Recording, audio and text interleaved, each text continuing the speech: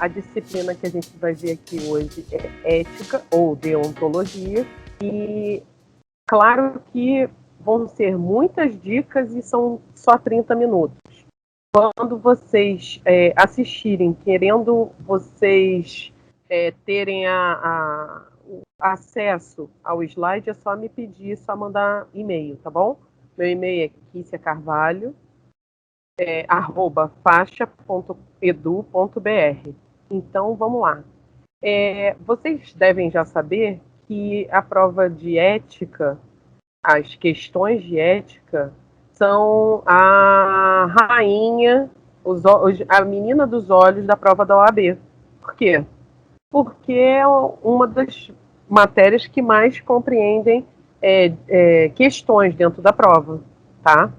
E aí, o que você pode fazer? Você vai lá, gabarita a ética, se dá super bem, e aí você vai ver que tudo vai fluir muito melhor. Você passa na prova da OAB muito mais fácil. Afinal de contas, a gente está aqui para isso. Então, ética são 8 questões. Uma única matéria, que são 8 questões. Matéria de processo civil, claro que juntando as duas vão dar mais questões? Sim, vão sim. Mas dentro das matérias, só uma matéria, ética, é a que tem maior número, maior volume, tá bom? Então, eu vou dar aqui várias dicas das matérias que têm maior importância dentro da matéria de ética, porque ética é o código de ética, o estatuto de ética e o regulamento, tá? São 3 leis que você vai ter que saber. Você precisa decorar? Não, tem alguns macetes para que você aprenda a matéria, tá bom? Ninguém quer que você decore, quer que você aprenda. Eu vou dar aqui alguns macetes, ok? Então vamos lá. Qual a ordem, qual a matéria mais importante dentro das matérias de ética?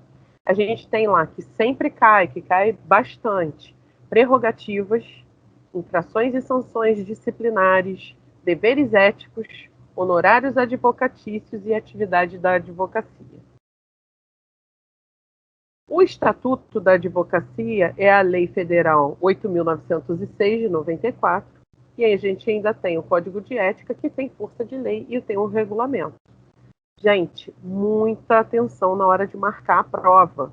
Você tem que lembrar sempre de marcar corretamente. Eu já tive alguns amigos que disseram, poxa, eu estava lá, estava marcando, só que quando eu verifiquei, eu pulei uma. E aí, dali para frente, já marcou tudo errado. Isso não é só para ética, isso é para sua vida, tá? Você tem que prestar atenção, ter sempre em mente esse tipo de erro que às vezes pode ocorrer. Outra coisa, presta atenção se a questão está falando sobre o Estatuto da Advocacia, se está falando sobre o Código de Ética ou se está falando sobre o Regulamento Geral, tá? Presta atenção, eles normalmente colocam por siglas, então você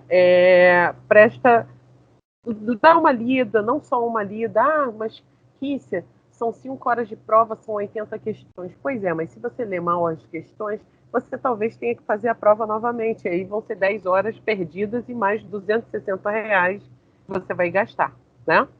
E você tem que marcar também, gente, prestar atenção que tem algumas súmulas que a gente vai ver aqui que reforçam o que está sendo dito pelo estatuto, pelo código. Então vocês têm que saber quais as últimas saídas, as últimas decisões do STF e ações diretas de inconstitucionalidade. Aqui a gente vai falar rapidamente sobre os princípios, porque também podem cair, e se caírem, é só para você, é uma leve e rápida pincelada. Vamos lá, são 6 princípios. Princípio da confiabilidade. Gente, confiança, princípio da confiança é a coisa mais óbvia. O advogado e o cliente têm que ter uma relação segura para que eles possam se comunicar de forma tranquila, que o cliente pode chegar para o seu advogado e falar, olha só, matei uma pessoa. não cabe ao advogado julgá-lo. O que cabe? Defendê-lo. E se você achar que aquilo ali extrapola a sua possibilidade, você declina dessa competência. Não, não quero, não, não dá para mim, tá?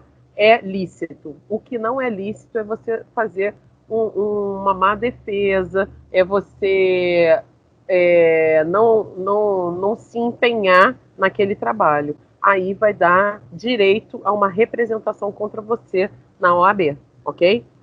O princípio da confiabilidade está no artigo 10 do Código de Ética, tá bom? Dá uma olhadinha. Princípio da independência. Gente, o que é independência? A atividade do advogado tem que ser independente de qualquer circunstância. O que isso quer dizer? Ele não pode se submeter a algumas determinações, tipo, o cliente, não, você vai produzir prova. Eu não tenho prova que comprove a minha inocência. Eu estava, no momento do crime, eu estava sozinha em casa vendo televisão. Você dever seu produzir algum tipo de prova. Não, gente, não pode. Lembra, código de ética. Você não pode produzir provas, manipular provas. Você não pode pegar provas que sejam de forma ilícita. Nada disso, tá bom? Por favor, pensem o seguinte: o seu cliente vai passar e a tua carteira vai depender de como você procede, do seu comportamento, ok? Sobre o princípio da independência, está no artigo 31 do Estatuto e no 4º do Código de Ética. Princípio da boa-fé. Boa-fé processual, gente, isso daí é uma coisa, assim, bem óbvia, bem, assim, ampla, e que você sabe que em qualquer ação hoje em dia, inclusive o Código de Processo Civil também preconiza o princípio da boa-fé. O princípio da boa-fé, ele está esculpido nos artigos 2º e 6º do Código de Ética. O princípio da não mercantilização, olha lá, mercantilização. O que isso quer dizer? Que a atividade advocatícia não pode ser objeto de mercantilização. Ou seja, você não pode ficar trocando. Claro que você vai cobrar, tá? Não é o fato de você não cobrar, por favor, não é isso. É o objetivo de não comercializar bens e serviços, fazer uma coisa com troca de outra, tá? Não pode. Artigos 5º e 7º do Código de Ética. Ah, mas Kícia, tem gente, eu conheço gente que faz isso, ok. A gente conhece outras pessoas que cometem crimes e nem por isso deixa de ser crime, correto? Então, vamos lá. Bom senso, na hora da prova, não fica pensando, elocubrando, mas e se o Si está preso em Bangu, ok? Vai pelo bom senso. Pô, posso trocar um serviço pelo outro? Não, não pode, tá? Posso produzir uma prova? Não, não pode. Posso chegar e contar para todo mundo o que o meu cliente me contou? Não, não pode, tá bom? Aí, o sigilo profissional, que é o contar. Você pode contar? Não, não pode. Porque, de repente, aquilo que ele está te contando, ele pode ter cometido um homicídio, o cara pode ter cometido um ilícito civil. O que é ilícito civil? O não pagamento de pensão alimentícia. Mas que isso dá prisão. Isso dá prisão, sim. Mas o que acontece? No momento que você fecha contrato com o cliente, você tem uma cumplicidade com ele. Mas não é cumplicidade para cometer crimes, não, tá? É uma cumplicidade para você fazer a melhor defesa possível, para que você mantenha aquela relação em confidencialidade, aquela relação em sigilo profissional, ok? E o sigilo profissional está nos artigos 35 a 38 do Código de Ética e o 7º, incisos 19 do Estatuto, tá? E o último princípio, que é o princípio da defesa dos direitos humanos e da dignidade da pessoa humana. Gente, isso está esculpido, inclusive, na Constituição, não é verdade?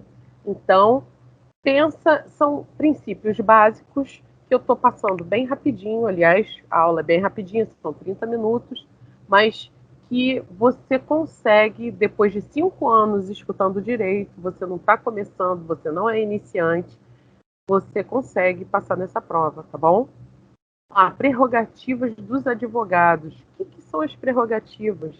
Gente, são os direitos, tá? Os direitos, os privilégios que cada um pode ou não exercer, tá? As prerrogativas dos profissionais da advocacia, eles estão no Estatuto, artigo 6º e 7º. Aqui a gente não vai ter tempo de ficar lendo, eu estou dando um resumo para que você saiba aonde procurar e saiba o que procurar. Porque eu fiz um apanhado das últimas provas da OAB, das coisas mais importantes que vem caindo nas provas, ok? Tudo que vem caindo, que vem sendo citado, eu, com um certo vulto, obviamente, porque não dá para gente, como são muitas questões, cada ano são 3 provas, tirando o ano passado, por causa da pandemia, não dá para a gente falar devagarinho, muito mais extensivamente sobre cada questão, ok? Vamos lá.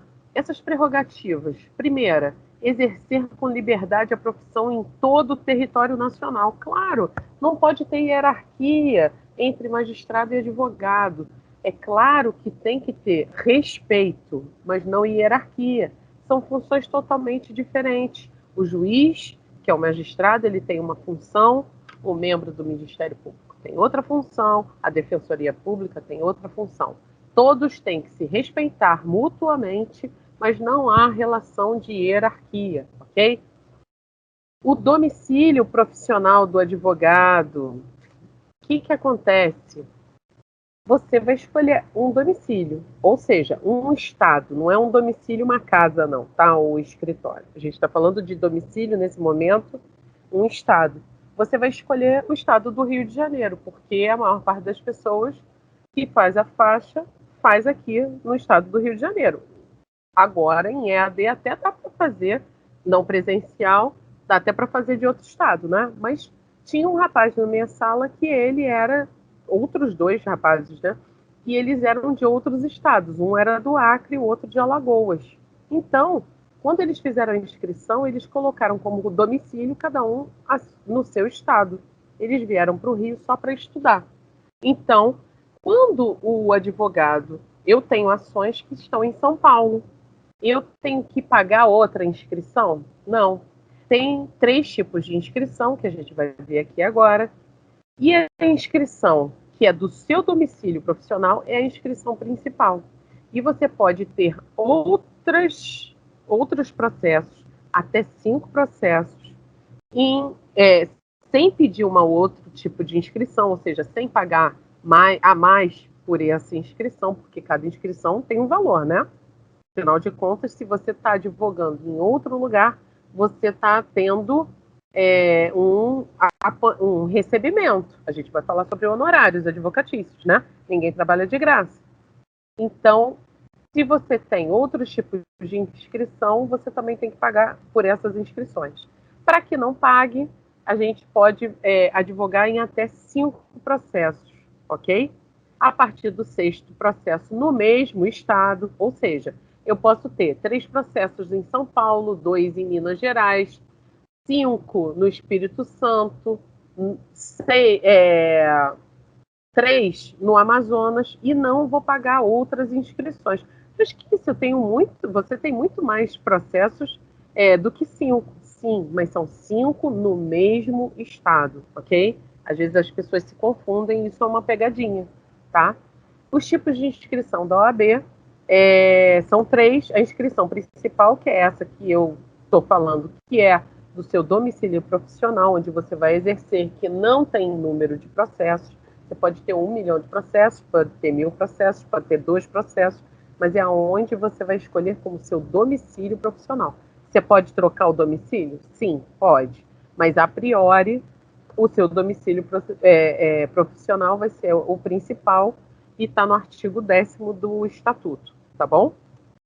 A inscrição suplementar está no artigo 10º, parágrafo 2º do Estatuto, é que você vai pedir quando passar a exercer essas atividades profissionais com mais habitualidade, ou seja, mais de 5 processos em outro estado, tá?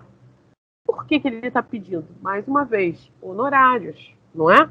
Se você está pagando para a OAB do Rio, mas está fazendo, tem 10, 15 processos em São Paulo, a OAB de São Paulo também tem direito ao recebimento, tá bom? Isso está errado, isso está certo? Não, é assim e não tem problema, tá? Você pode pensar que, talvez eu pudesse colocar os dois como profissional. Não, você tem que pedir uma suplementar e uma principal, ok? E tem a inscrição por transferência, que está no artigo 10º, parágrafo 3º do Estatuto, que vai ser quando aquele advogado pedir para mudar. Por exemplo, aqueles meus dois amigos, um deles, ele é do Acre, só que a inscrição dele principal é no Rio de Janeiro, porque ele morava no Rio. Agora ele está morando, ele é do Acre, ele foi para o Acre, depois ele agora está morando em São Paulo. Ele pode pedir uma transferência para São Paulo? Sim, pode. Não pode ter duas principais, tá bom? Vai ser a principal em algum lugar e suplementar na outra, ok? Caso tenha mais de 5 processos em um mesmo estado, ok? Vamos lá, inviolabilidade do escritório ou local de trabalho. Vocês já ouviram falar nisso, não foi? Quando, por exemplo, na Lava Jato, em qualquer tipo de CPI, vão em cima dos advogados para tentar verificar se lá não tem uns corpos deixados dos clientes. O que são isso? Vestígios de crime, etc. A gente tem que lembrar que existe uma inviolabilidade. Por quê? Porque o cliente tem que estar tranquilo para falar e poder conversar com o seu advogado. Ele pode deixar lá algumas coisas que, sem ficar preocupado com a sua liberdade ou com uma acusação de indenização, etc., que ele vai estar tudo tranquilo quando ele está no exercício, quando ele entrega alguma coisa para o advogado no exercício da advocacia, da sua função, tá? O mandado de busca e apreensão, ele deve estar discriminado sempre, sempre muito bem certinho, quais os documentos, os instrumentos que eles devem ser levados ou exibidos para aquela pessoa que expediu o mandado de busca, tá? Por quê? Não é ele entrar no teu escritório e sair levando tudo. Não.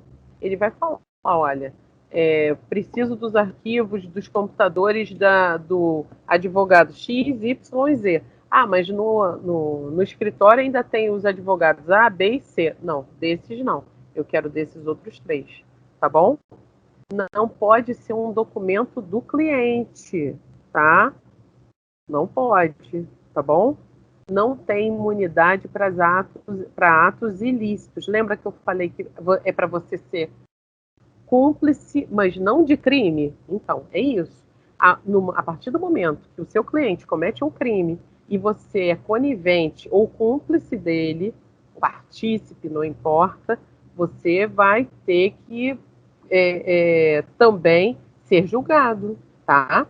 Você só vai ter imunidade enquanto você estiver nas suas atribuições de advogado e estiver na defesa dele sem cometer ilícitos. Eu já falei isso agora há pouco, não é? 3. Comunicação com o cliente. Ela deve ser feita da forma mais clara e concisa possível, tá? Mas vamos supor que aquele cliente está numa viatura policial, tá? Você pode falar com ele? Sim, pode, tá? Ah, mas eu tenho que mostrar a procuração? Não, não precisa. Ele pode ter te conhecido ali e você fala assim, olha, eu sou advogado. Ele fala assim, eu te contrato, ó, esse cara é meu advogado, eu quero falar com ele. Ah, mas ele já está entrando para ir para a delegacia, doutora. Tudo bem, a doutora tem o direito de chegar e conversar com ele, tá bom? Permanecer sentado ou em pé e se retirar de local indicado. Como assim? Eu posso entrar numa sessão de audiência e não querer sentar. Ah, mas eu não posso fazer bagunça, eu tenho que permanecer legal, certinha, tá bom? Eu tenho que ficar sentada? Não. Se não tiver lugar para ficar sentado, posso permanecer em pé. Agora, em tempos de coronavírus, nem tem tido audiência, né? Verdade? Mas, de qualquer forma, você tem o direito de estar ali naquele local, tá bom? Alegação de descumprimento de lei. Eu posso alegar que está sendo descumprida uma lei? Sim, posso. Sim, devo. Não precisa ser feito de forma escrita, pode ser feita de forma oral, tá bom? Tem caído muito na prova da OAB, quais são os órgãos da OAB, está no artigo 45 do Estatuto. Quais são? É o Conselho Federal, Conselho Seccional, as subseções, a Caixa de Assistência dos Advogados. Dá uma olhada nisso, tá? Tá tudo aqui discriminadozinho no slide, é porque o tempo é curto, o tempo urge. Infrações e sanções disciplinares.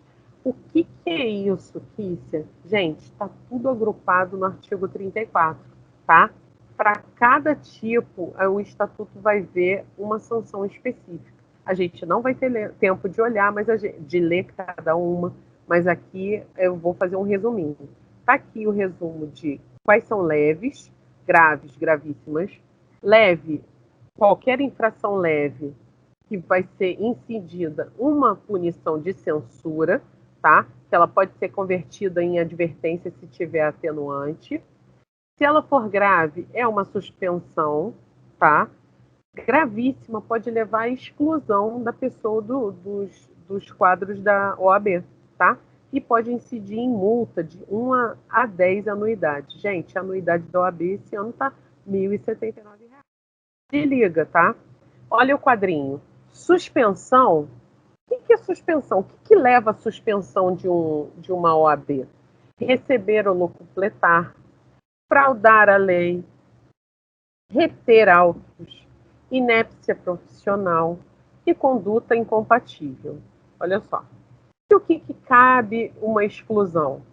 Falsa prova de requisitos, inidôneo para exercício da OAB e crime infamante, que é a má fama. É você pegar e cometer um homicídio, ou então trabalhar como um doleiro.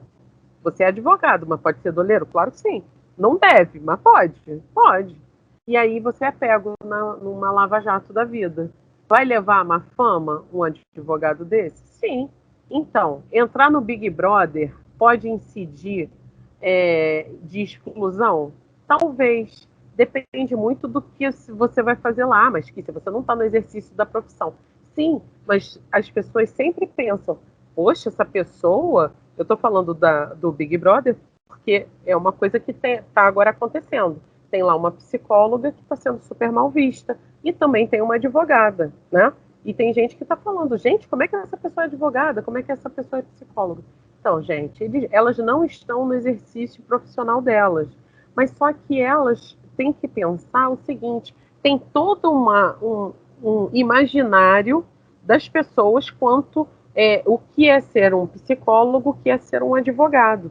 Será que está sendo condizente com o que deve ser? Então, isso daí é muito importante, tá bom? O restante, se não é suspensão e não é exclusão, é censura, tá bom? Duas censuras, esse segundo quadro, duas censuras é igual a uma suspensão e uma censura, outra suspensão e 3 suspensões, a expulsão, tá? A multa pode ou não ser aplicada, não é obrigatória. Reabilitação acontece quando você recebe uma sanção, tá? Qualquer sanção disciplinar, após 1 ano do cumprimento da pena, você tem que apresentar provas efetivas de bom comportamento. Por isso que é reabilitação, né? E se resultar da prática de um crime, tá? Então, vocês têm que pensar o seguinte: é qualquer coisa que precisa de reabilitação? Não, não é qualquer coisa. Deveres do advogado estão no artigo 2º do Código de Ética, tá? Vamos lá, preservarem sua conduta, a honra, a nobreza, a dignidade da profissão, zelando pelo caráter e essencialidade, indispensabilidade. É isso que eu estava falando para vocês. Vocês têm que pensar na conduta, no nome. É um advogado, tá? Eu não vou ficar lendo, não, tá? Deem uma olhada nos deveres do advogado, está no artigo 2º, e é isso aí, tem que dar uma lida, tá? Tá aí todos os deveres do advogado. Pegadinha, cuidado com o diploma legal pedido. Lembra que eu falei logo no início? Presta atenção se ele está citando o estatuto, o código de ética ou o regulamento geral, ok? Aqui, advogado exerce função pública, função social, munus privado, encargo privado. O que é isso? Vamos lá. Segundo o estatuto, artigo 2º, parágrafo 1º, o advogado exerce função social. E segundo o Código de Ética, artigo 2º do CAPT, ele exerce função pública. Olha aí a pegadinha. Então, gente, lembra que no início eu falei? Olha aí, esse é um exemplo, tá? Honorários advocatícios. Os honorários advocatícios, eles vão ter caráter alimentar, tá? Então, quando você ganha um processo, você consegue passar à frente para receber, muitas vezes, por ser de caráter alimentar, tá bom? Quando acontece qualquer problema, você vai ter que ingressar na justiça para verificar o porquê que teve aquele problema. A gente vai falar aqui mais para frente, mais especificamente dos honorários, tá bom? As atividades da advocacia são a administração da justiça, fazer com que as pessoas tenham todo acesso à justiça, tá? Mas por que a gente está falando isso? Porque sem advogado não há justiça. Vocês já viram esse slogan da OAB? É verdade. Sobre sociedade de advogado, está nos artigos 15 a 17 do Estatuto, tá? E artigo 37 a 43 do Regimento Geral. As alterações, aconteceram algumas alterações em 2016 sobre a sociedade individual de advocacia, que ela passou a ser unissubjetiva, tá? O nome no contrato social tem que estar lá. Qual é o nome? O nome do escritório não pode ser teoria geral de advocatícia. Não, tem que ser o nome dos sócios, tá? Precisa ser todos os nomes? Não, não precisa ser todos os nomes. Quícia, sociedade de advogados paga a OAB? Não, sociedade de advogados não paga a OAB. Quem paga a OAB são os advogados, tá? Beleza? Uma pergunta. Vocês sabem que a procuração é uma outorga, né? Eu sou cliente, eu vou outorgar os poderes para alguém me representar. Esse alguém vai ser o escritório? Negativo, com seus advogados do escritório. 1, 2, 10, 15, 20, não importa. Mas essa outorga não vai para o escritório não, tá, gente? Vai para a pessoa do advogado, ok? Beleza? Ah, e todo escritório tem que ser registrado na OAB, tá bom? Vai receber um CNPJ também, tá bom? Incompatibilidade e impedimento. Olha aí, Estatuto da OAB, tá? As hipóteses de impedimento estão no artigo 30 e de incompatibilidade estão no 28. Mas, Kici, o que é incompatibilidade? É a proibição total. Você não pode, de jeito nenhum, fazer aquelas coisas. Que coisas? A gente vai ver o que está lá, os requisitos estão lá no artigo 30. Da incompatibilidade está no 28. Kícia, e o que é impedimento? O impedimento é o parcial. A gente vai ver onde é que eles estão no 30, tá bom? Então, vamos lá. Se eu fizer qualquer coisa que está no artigo 28, que gera incompatibilidade, o que vai acontecer? Vai gerar um cancelamento da minha licença. Eita! Pode cancelar? Pode cancelar sim. Já o impedimento, que é uma proibição parcial, você vai continuar com a carteirinha da OAB, mas você não vai poder advogar contra ou a favor de algumas pessoas. Tá? Impedidos. Quem são as pessoas impedidas? São os servidores da administração direta, indireta e fundacional, membros do Poder Legislativo.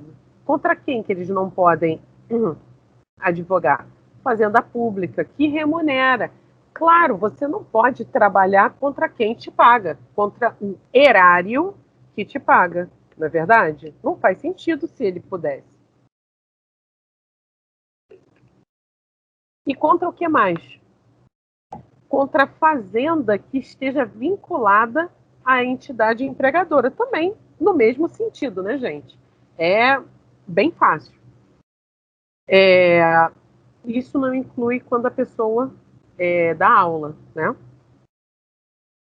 E o membro do Poder Legislativo é contra ou a favor a pessoa jurídica de direito público, empresa pública, sociedade de economia mista, fundações públicas paraestatais ou permissionárias.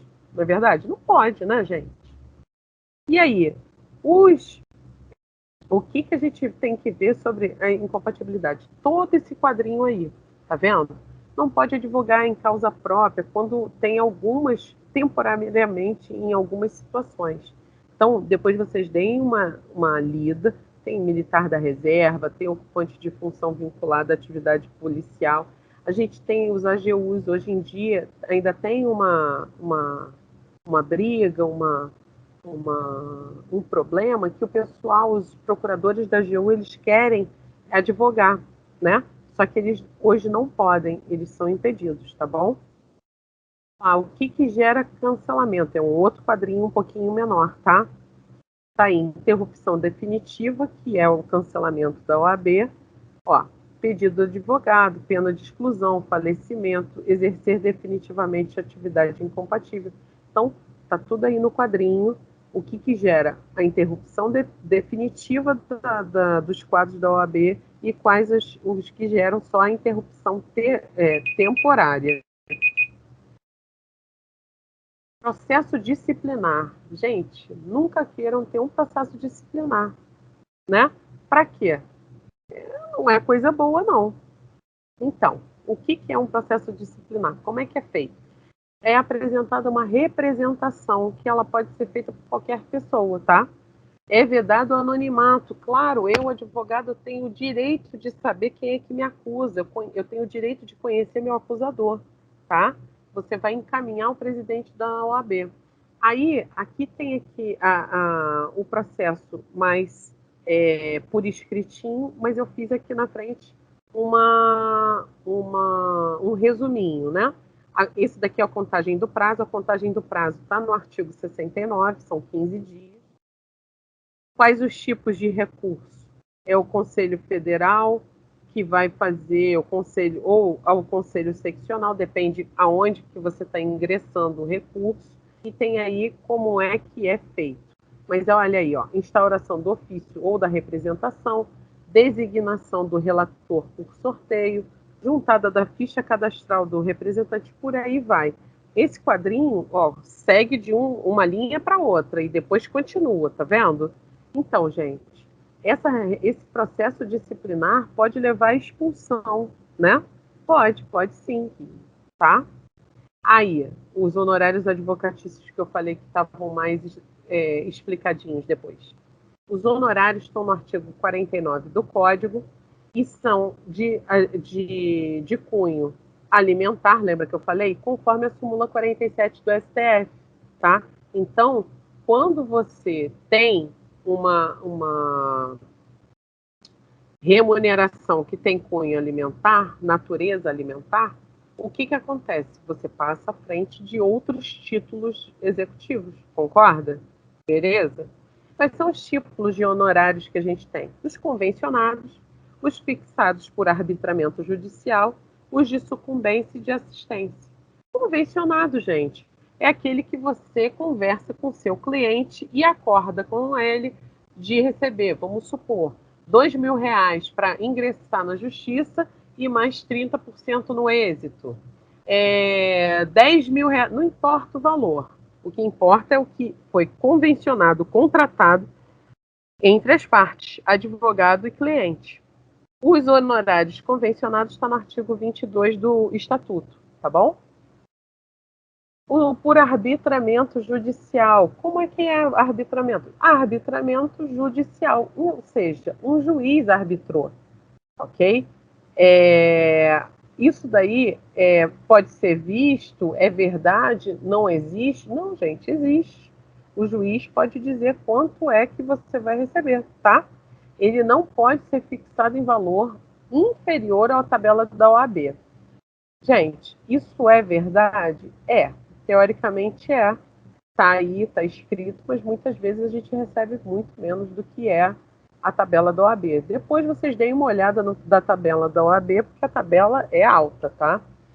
Honorários de sucumbência são aqueles que, quando o advogado vence a demanda, ele tem direito a receber do cliente ex-adverso, da outra parte, que ele pague uma parcela, eles vão falar, normalmente em primeira instância 10%, caso as partes recorram e o juiz ache interessante, ele vai aumentar para 12%. Ah, ele pode continuar em 10%? Sim, pode sim, tá? E os honorários assistenciais, que eles são fixados em ações coletivas, tá bom? Por entidades de classe, em substituição processual, beleza? Então, tá aí os contratos de honorários, que devem ser preferencialmente por escrito, obviamente, senão como é que você vai comprovar? Ah, mas eu não fiz um contrato bonitinho. Deveria ter feito, tá? Se você fez NPJ comigo, eu te ensinei. Se você não fez, vai lá, pede para fazer NPJ 1 comigo, que eu vou te ensinar a fazer. Procuração, contrato de honorários, vou te ensinar a fazer petição inicial, de recursos, contestação, manifestação de provas, tudo isso, tá bom? Existe uma forma especial desse contrato? Não, não existe, tá, gente? Deveria, mas não existe. Deve estabelecer o que nesse contrato? Qual o objeto, qual o objetivo? Quais são os honorários? Como é que vai acontecer se você for dispensado durante o procedimento? A forma de pagamento, como é que vai ser, como é que não vai ser?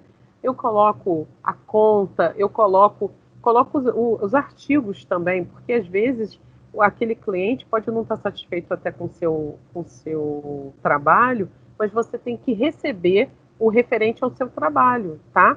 Às vezes o cliente acha que se ele dispensar o advogado no final da demanda, ele não precisa trabalhar, ele não precisa receber. Mentira, claro que precisa, né? Observações muito importantes, gente. Decisão judicial de fixar ou arbitrar honorários e o contrato escrito que vão estipular são títulos executivos. Lembra que eu falei para vocês? Então, isso daí presta atenção, tá? A revogação do mandato judicial não desobriga o pagamento das verbas. Acabei de falar isso, certo? E o que acontece na hipótese de falecimento ou incapacidade do advogado? Os honorários de sucumbência proporcionais ao trabalho dele vão ser recebidos pelos sucessores ou representantes. Afinal de contas, se é de cunho a natureza alimentar, faz todo sentido que o cara, a sua família, venha receber, não é verdade? Então, gente, vou parando por aqui, porque já acabou o nosso tempo. Meu nome é Kícia Carvalho, eu sou professora da Escola de Direito Hélio Alonso. Desejo uma boa sorte para vocês. Me procurem se vocês tiverem dúvidas, me procurem se vocês quiserem o slide. Meu e-mail é kicia.carvalho@faixa.edu.br. Obrigada, boa